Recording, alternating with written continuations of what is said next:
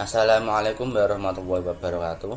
Perkenalkan, nama saya Muhammad Haris Atrus Munawar dengan NIM 21108010104 akan mempresentasikan artikel dengan judul Bahasa Indonesia sebagai pendidikan karakter. Pendidikan karakter bisa ditentukan oleh banyak hal, antara lain lingkungan famili, lingkungan sahabat, dan salah satu di antaranya yang paling berpengaruh ialah bahasa. Dalam berkomunikasi, bahasa merupakan suatu keharusan dan kapital yang bisa memberikan ciri-ciri diri, baik dalam situasi formal maupun non-formal. Bahkan bahasa yang diklaim sebagai budaya berpengaruh besar terhadap pembentukan karakter. Tentunya sebagai makhluk sosial, manusia menciptakan bahasa saat berinteraksi dengan sesamanya. Bahasa merupakan unsur penting kebudayaan. Transformasi budaya selama ini berlangsung tiada lain karena peran bahasa pula. Oleh karena itu, bahasa memiliki peran dalam pengelolaan dan menciptakan generasi penerus yang memiliki nilai lebih. Bahasa Indonesia sangatlah penting untuk dipelajari, karena bahasa Indonesia merupakan bahasa nasional yang menjadi identitas dari bangsa Indonesia. Dan juga pentingnya penanaman penerapan pendidikan karakter yang mengandung unsur budi pekerti, pengetahuan dan tindakan pada usia dini agar dapat berpengaruh besar terhadap budaya berbahasa yang baik di masa depan. Dalam menyusun artikel ini, saya menggunakan metode penelitian kualitatif. Metode penelitian kualitatif adalah suatu metode penelitian yang berfokus pada pemahaman terhadap fenomena sosial yang terjadi di masyarakat. Hasil dari penelitian kualitatif ini lebih menekankan kepada makna suatu karangan.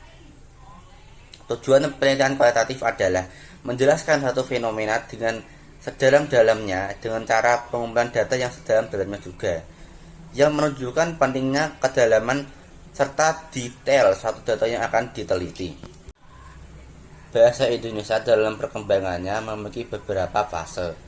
Fase pertama yaitu fase di mana bahasa Indonesia menjadi bahasa persatuan yang diikrarkan oleh pemuda Indonesia dalam Kongres Pemuda kedua di Batavia bertepatan dengan tanggal 27 sampai 28 Oktober.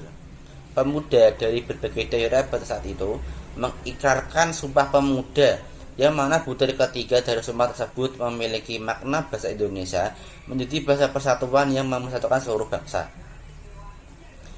Fase yang kedua yaitu fase di mana bahasa Indonesia menjadi bahasa resmi negara.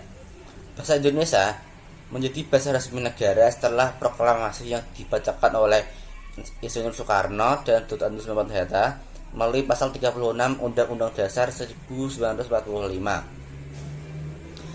Fase yang ketiga adalah fase bahasa Indonesia menjadi bahasa internasional.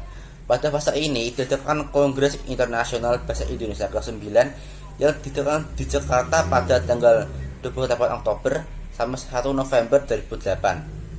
Sekarang bahasa Indonesia sudah menjadi bahasa internasional dengan fakta bahwa telah ada 45 negara yang mengajarkan bahasa Indonesia di negara mereka.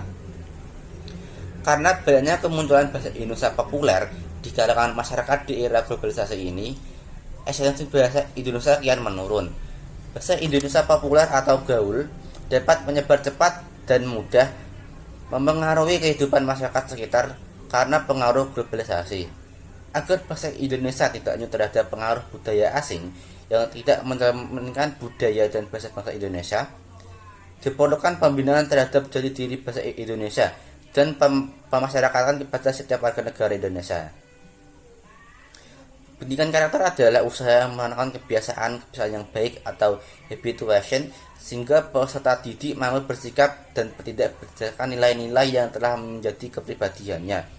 Dalam upaya mempercepat laju perkembangan manusia, pendidikan mempunyai peran penting dalam pengembangan perseorangan dan masyarakat luas, begitupun juga pendidikan karakter. Terkait pendidikan bahasa Indonesia dan pembelajarannya di kalangan masyarakat dan pelajar, ada beberapa kondisi yang kenyataannya umum artinya di Indonesia.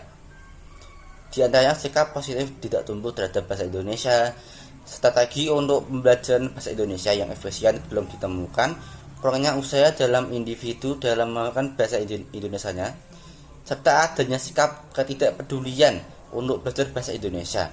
Oleh karena itu, banyak yang tidak teliti dalam berbahasa sekalipun pengguna bahasa Indonesia. Saking dekatnya kepada bahasa Indonesia, timbul rasa akan tidak perlunya menelusuri lebih dalam lagi tentang bahasa Indonesia dalam mempelajarinya. Nilai-nilai pendidikan karakter pada bahasa Indonesia dapat ditemukan di kehidupan sehari-hari.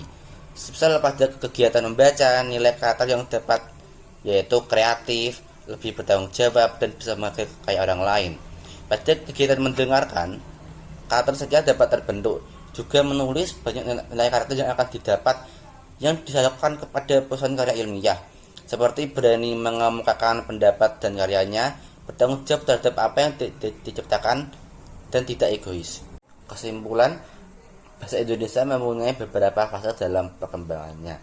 Setiap fase yang tersebut memegang peran penting dalam kemajuan bahasa Indonesia di tempo dahulu, sehingga bahasa Indonesia menjadi eksis tidak hanya di lingkup nasional saja, tetapi meluas hingga lingkup internasional. Bahasa adalah cermin satu bangsa. Oleh karena itu, jika suatu masyarakat dapat berbahasa dengan baik dan terampil, itu menunjukkan suatu bangsa yang terampil dan maju. Dengan berbahasa Indonesia yang baik dan benar, banyak nilai-nilai karakter tersirat yang didapat berguna untuk menciptakan masa depan suatu bangsa yang baik dan berkarakter. Oleh karena itu, nilai-nilai pendidikan karakter yang terkandung dalam pembelajaran bahasa Indonesia positif untuk diajarkan kepada peserta didik atau masyarakat. Sekian presentasi dari saya, semoga bermanfaat. Wassalamualaikum warahmatullahi wabarakatuh.